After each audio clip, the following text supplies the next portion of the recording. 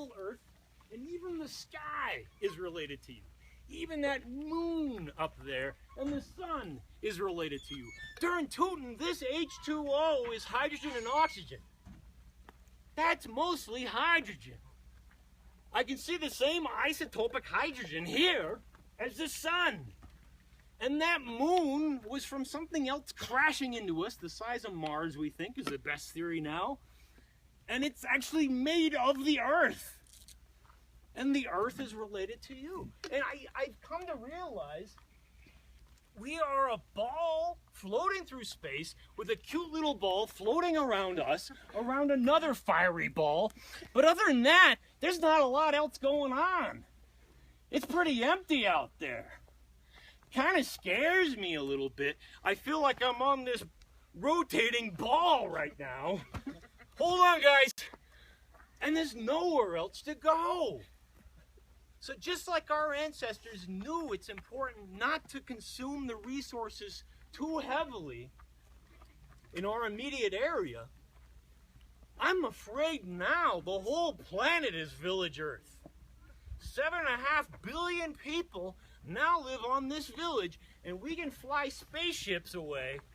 We can fly around the International Space Station and pass by once a night, and we can say, that's it down there. We can't make another one. Terraforming Mars just isn't that likely if we can't figure out how to conserve this place. So the thing is I think the concept of Mother Earth is still pretty good. The concept of respecting things that are alive is pretty good. It's a pretty good thing. It's a good idea to respect each other, to realize that we're all related. And when you know you're related, hopefully, you have a stronger bond emotionally. You have, hopefully, even a sensation of love. And I can't think of a more important bond than that.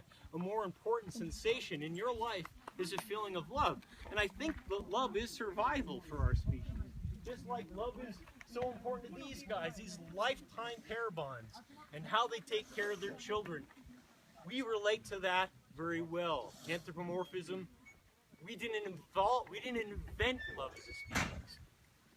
So I think if we don't have a sense of love and understand that we're all related to each other and the earth as well, I don't think we're going to do really well.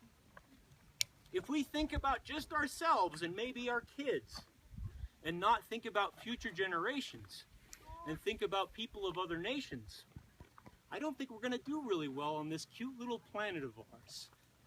So I think we need to look at the big picture. We need to look at that globe, those beautiful photographs we see from the International Space Station. Do you see any borders there? You don't, because it doesn't matter. It matters to us right here, but in the big picture, that doesn't matter what language you speak or what color your hair is or any of that. Doesn't matter at all. We're all related to each other. We're all very close family members. There's a lot of us, more than there's ever been, and it looks like there's probably going to be a lot more of us.